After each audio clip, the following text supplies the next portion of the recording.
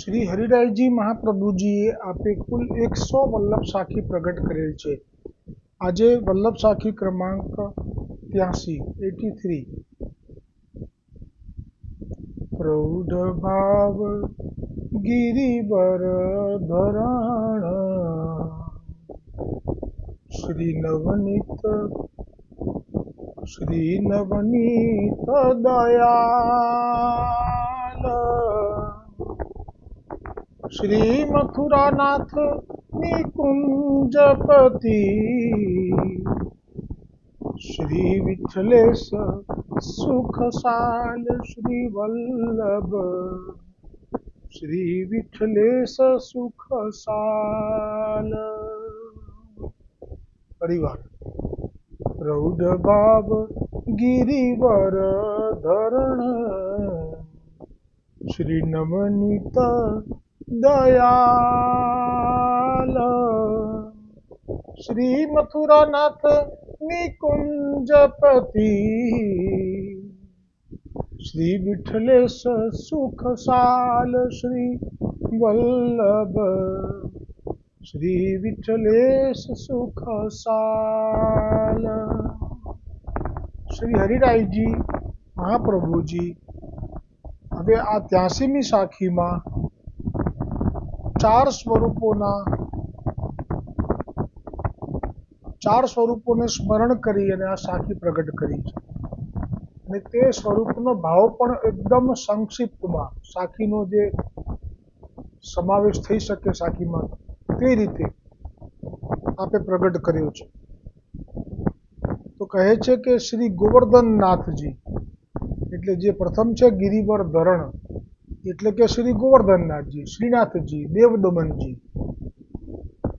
એમના સ્વરૂપનો ભાવ એમને પ્રૌઢ કીધો એટલે કે કિશોર લીલા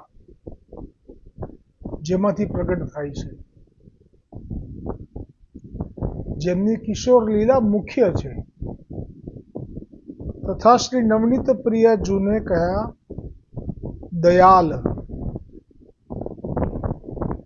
અને જે ત્રીજું સ્વરૂપ છે જે મથુરાનાથજીનું, જે પદ્મનાભદાસજીને માથે પધરાવેલું, પ્રથમ તાળ જેવું થયેલું અને પછી આપ વલ્લભે આજ્ઞા કરી એટલે આપની થોડી સુધી થાય એટલું આપ ગોદમાં બિરાજ્યા, તે મથુરાનાથજીનું સ્વરૂપ. એ સ્વરૂપનો ભાવ કહ્યો તે નિકુંજપતિ છે, નિકુંજ લીલાના.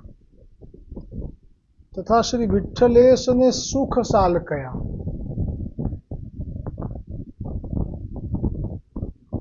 આ જે 4 સ્વરૂપોનું આજે વર્ણન આવ્યું, કાલે આગળ આવશે.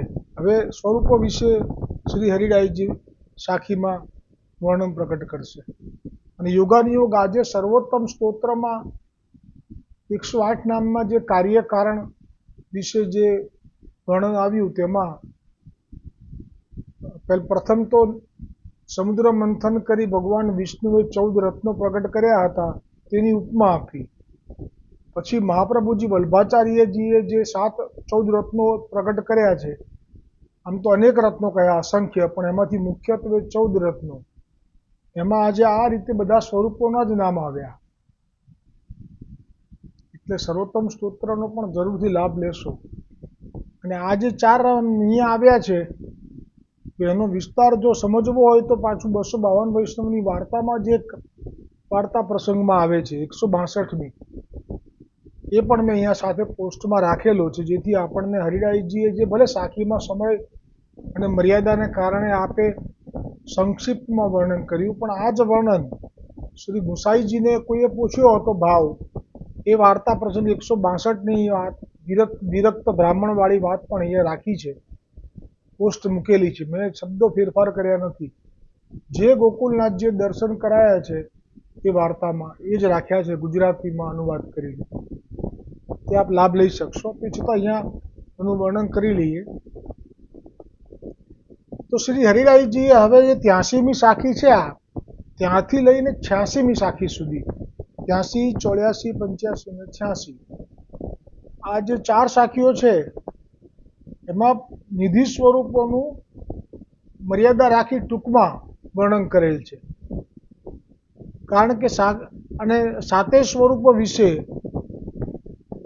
આ સાતેય સ્વરૂપોના ભાવથી વિસ્તારથી સમજવા માટે હવે આ 162મી વાર્તા પ્રસંગ 252માં તેનો અહીંયા આધાર લીધો છે. એમાં એક વિરક્ત બ્રાહ્મણ ગુજરાતનો જ્યારે શ્રી ગુસાઈજીને શ્રીનાથજીના સ્વરૂપના ભાવ વિશે તથા તે સમયે આ સાતેય પ્રભુના સ્વરૂપો આપના ગૃહમાં બિરાજતા હતા, ગોકુલમાં સાતે લાલનશ્રીઓના માથે એ પધરાવેલા હતા. જેમ કે મથુરેશજી છે એ આપના જયેષ્ઠલાલજીના માથે હતા, ગિરધરજીના માથે. તે વખતે આપના ગુસાઈજીના માથે તો ગોવર્ધનનાથજી હતા.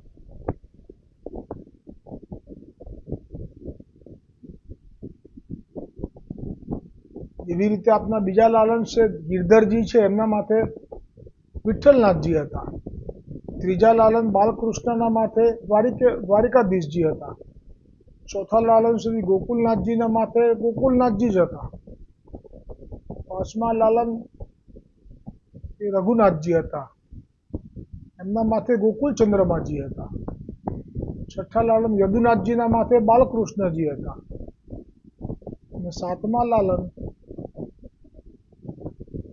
ઘનશ્યામજીના માથે મદન મોહનજી હતા. આ સાત નિધિ સ્વરૂપોનું વર્ણન એ આ વાર્તા પ્રસંગમાં છે. મેં શું કર્યું છે, જે આ સાખી છે એમાં જે અત્યારે તે સ્વરૂપ લીધા એટલું તો અત્યારે લીધું. પછી આ જ વાર્તામાંથી જ્યારે હવે બીજી સાખી આવશે આના પછી એમાં જે સ્વરૂપનું વર્ણન આવશે તે વખત એમનું, એટલે એમ કરીને ચાર સાખીમાં 83, 84, 85 એમ કરીને ચારેય સાખીમાં આ વાર્તા પ્રસંગમાં જે સ્વરૂપોનું વિસ્તારથી વર્ણન કર્યું છે, ભાવનું કયા ભાવથી એ સ્વરૂપ છે એ આવશે. તો રાજ લાભ જરૂરથી લેશો વૈષ્ણવો. શ્રી ગુસાઈજી પ્રભુને આ સાત સ્વરૂપ જે ગુસાઈજીના લાલનશ્રીઓના માથે બિરાજતા હતા તેમનો ભાવ જાણવા માટે આ વિરક્ત બ્રાહ્મણ વૈષ્ણવ ગુજરાતનો હતો, તેમણે વિનંતી કરી હતી. ત્યારે શ્રી ગુસાઈજી પ્રભુએ આપના શ્રી મુખારબિંદથી આ સાતેય સ્વરૂપોનો ભાવ સમજાવ્યો છે. તેમાંથી આજે પ્રથમ મુખ્ય સ્વરૂપ જે ગોવર્ધનનાથજી છે તેનો ભાવ, પછી નવનીત પ્રિયાજીનો ભાવ, પછી મથુરનાથજીનો અને શ્રી વિઠ્ઠલેશજીનો ભાવ, આનું વર્ણન આવશે. શ્રી ગોવર્ધનનાથજીનો ભાવનું વર્ણન કરતા શ્રી ગુસાઈજી આપે આજ્ઞા કરી કે શ્રી ગોવર્ધનનાથજી એ નિકુંજ નાયક છે. તેથી નિકુંજના દ્વાર ઉપર ઊભા રહીને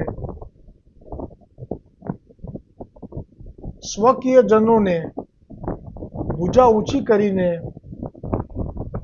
બોલાવે છે. આ પ્રમાણે ગોવર્ધનનાથજીના સ્વરૂપની ભાવના કરવી. આ સાંભળીને વિરક્ત વૈષ્ણવ બહુ પ્રસન્ન થયો. પછી શ્રી ગુસાઈજીએ સાત સ્વરૂપોમાંથી પ્રથમ સ્વરૂપ જે નવનીત પ્રિયાજીનું છે તેમનો ભાવ સમજાવતા આજ્ઞા કરી કે શ્રી યશોદાજીને ત્યાં પ્રભુએ બાળ લીલા કરી છે. એ સ્વરૂપ શ્રી નવનીત પ્રિયજીનું છે. શ્રી યશોદાજીને ત્યાં પ્રભુ મોટા થયા ત્યારે ગૌચારણ લીલા કરી તે સ્વરૂપ શ્રી મથુરાનાથજીનું છે. તો પહેલા તો આજે ગોવર્ધનનાથજી નવનીત પ્રિયાજીના સ્વરૂપ વિશે જે આપે વચનામૃત કર્યા, ભાવ સમજાવ્યો, તેને જો પ્રમાણથી જોવા જઈએ તો કુંભનદાસજીની આસક્તિ પ્રૌઢ સ્વરૂપમાં હતી. તો એમણે એક પણ બાળ લીલાનું પદ રચ્યું નથી. એટલું કે આપ ક્યારેય પણ નવનીત પ્રિયાજીના દર્શન પણ કરવા ગયા નથી, શ્રી ગોકુલ પણ નથી જોયું, નવનીત પ્રિયાજીની હવેલી જે છે તે પણ નથી જોઈ. આ થઈ કુંભનદાસજીનું જે પ્રિય સ્વરૂપ છે, આસક્તિ જે છે જેમાં કિશોર લીલા, તેનું પ્રમાણ થયું. નવનીત પ્રિયાજી માટે પરમાનંદદાસજીને આસક્તિ હતી. એટલે પરમાનંદદાસજીએ પણ જે પદ રચ્યા છે એ બધા બાળ લીલાના જ રચ્યા છે. પ્રૌઢ લીલાનું, કિશોર લીલાનું પદ નથી રચ્યું અથવા ઓછા રચ્યા. હવે હવે બીજું આ મથુરેશજીનું છે, મથુરાનાથજીનું, એમનો ભાવ કેવો છે એમ કરતા કહે છે શ્રી ગુસાઈજી કે શ્રી ગોપીજનના ઘેર માખણ ચોરી કરવા જાય છે, ત્યારે સખાઓને સાથે લઈને શ્રી સ્વામિનીજીના ઘેર માખણ ચોરી માટે જાય છે. ત્યાં દૂધ દહીં માખણની ચોરી કરે છે. ત્યાં એકાંતમાં આવીને સ્વામિનીજીએ કહ્યું કે આજે તો હું પકડીને તમને શ્રી નંદરાયજી, શ્રી યશોદાજી આગળ લઈ જઈશ. એમ કહીને શ્રી સ્વામિનીજીએ પ્રભુની બે ભુજા પકડી લીધી. ત્યારે મથુરાનાથજીએ બે ભુજા બીજી પ્રગટ કરી ને શ્રી સ્વામિનીજીને વિનંતી કરી કે હું તો તને વશ છું, તને સદાય મારી પાસે જ રાખું છું, તેથી મારા નીચેના શ્રી હસ્તમાં શંખ છે, કારણ કે આ મથુરાધીશજીનું સ્વરૂપ છે, એમાં 4 ભુજા છે અને 4 આયુધો છે, એટલે કહે છે એનું સ્વરૂપ સ્વામિનીજી સ્વયં, અરે મથુરાનાથજી સ્વયં સ્વામિનીજીને, કે જે નીચેના હસ્તમાં શંખ છે એનો આકાર છે એ સ્વામિનીજીને કહે છે તમારી ગ્રીવા ગરદન છે એવો છે, તેથી મેં શંખ ધારણ કર્યો છે. બીજા હસ્તમાં પદ્મ એટલે કમળ છે, એ તમારા મુખરૂપી કમળ સમાન છે, તેથી મેં ધારણ કર્યું છે. અને ઉપરના વામ હસ્ત એટલે કે ડાબા હસ્તમાં જે ગદા છે એ તમારા કૂચના આકાર રૂપ છે. આ કૂચ એટલે મને ખબર નથી, તેથી રાખી છે. અને શ્રી હસ્તમાં જે ચક્ર છે એ તમારા આભૂષણ જે કટી કિંકણી છે, તથા તમારા હસ્તમાં જે શ્રી હસ્તમાં જે કંગન છે તો તેની આરતી કરીને એ મારા હસ્તમાં રાખ્યું છે.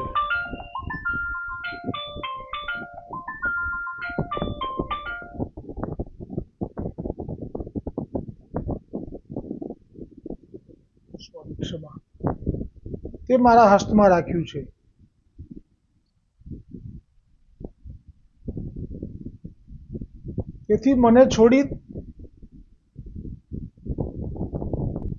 તેથી હવે આ માખણ ચોરી કરતા પકડાઈ ગયેલા શ્રી કૃષ્ણ પ્રભુ ઠાકોરજી સ્વામિનીજીને કહે છે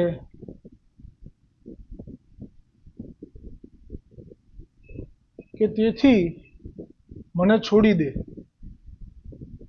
ત્યારે રંચક અધરામૃતનું પાન કરીને સ્વામિનીજીએ ઠાકોરજીનું રંચક અધરામૃત પાન કરીને પછી છોડી દીધા. તો આવી લીલા શ્રી મથુરાનાથજીમાં છે. મથુરાનાથજીનો ભાવ કયો? એટલે કોઈ ચતુર્ભુજ જુએ તો પાછું એ મર્યાદાનું સ્વરૂપ ના સમજી બેસે, એટલા માટે. કારણ કે આ પુષ્ટ થયેલું છે. પુષ્ટ થયેલામાં તો રસો વૈષ્ણવ વ્રજના જે છે એમની જ લીલાનું સ્વરૂપ જાણવું. હવે જે કહે છે તે વિઠ્ઠલેશ પ્રભુનું સ્વરૂપ. જ્યારે કાત્યાયની વ્રત કર્યું ગોપીજનોએ પતિ તરીકે પામવા માટે શ્રી કૃષ્ણચંદ્રને, ત્યારે આપે તેમની પરીક્ષા કરવા ચિરહરણ લીલા કરી છે. તે સ્વરૂપ એ વિઠ્ઠલેશજીનું છે, જે અડધું ગૌર અડધું શ્યામ છે, પ્રીતમ પોલમાં બિરાજે છે. એ જ સ્વરૂપ ગોવિંદરાયજીથી, કલ્યાણરાયજીથી હરિરાયજી પાસે, પછી હરિરાયજીના લઘુભ્રાતા ગોપેશ્વરજીએ સેવા કરેલી છે.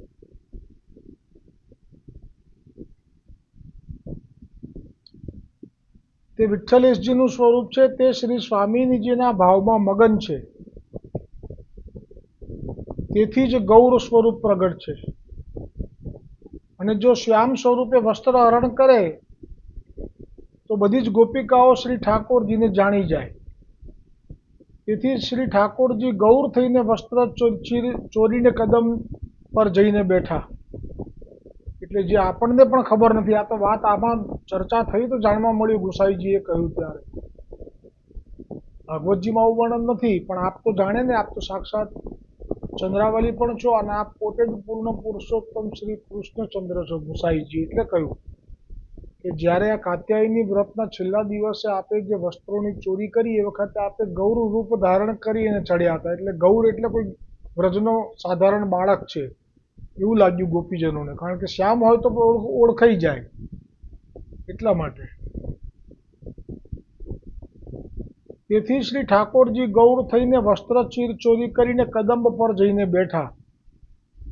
ત્યાર પછી ત્યાં ગોપિકાઓના મનમાં લજ્જારૂપ અંતરાય રહ્યો છે તે શ્રી વિઠ્ઠલરાયજીએ દૂર કરીને બધાયના વસ્ત્ર પાછા આપ્યા. તો તે લીલા શ્રી વિઠ્ઠલેશરાયજીમાં છે એમ શ્રી ગુસાઈજીએ પેલા વિરક્ત બ્રાહ્મણ વૈષ્ણવને સમજાવ્યું. હજી પણ આગળના જે સ્વરૂપો છે એ આવશે, પણ આજે આપણે સાખીમાં હતા એટલે આટલા સ્વરૂપ લીધા. હવે તેથી જ એ સાખી આ વિરામ પામી આજની. કાલે 84ની સાખીમાં આગળના બીજા નિધિ સ્વરૂપોનું વર્ણન આવશે અને એનો પણ આ વાર્તા પ્રસંગમાંથી ભાવ પણ આવશે. તો આજની સાખી અહીંયા વિરામ પામે છે. કઈ સાખી છે એનું સ્મરણ કરી લઈએ. પ્રૌઢ ભાવ ગિરિવર ધરણ શ્રી નવનીત દયાલ શ્રી મથુરાનાથ નિકુંજપતિ શ્રી વિઠ્ઠલેશ સુખસાલ શ્રી વલ્લભ શ્રી વિઠ્ઠલેશ સુખસાલ.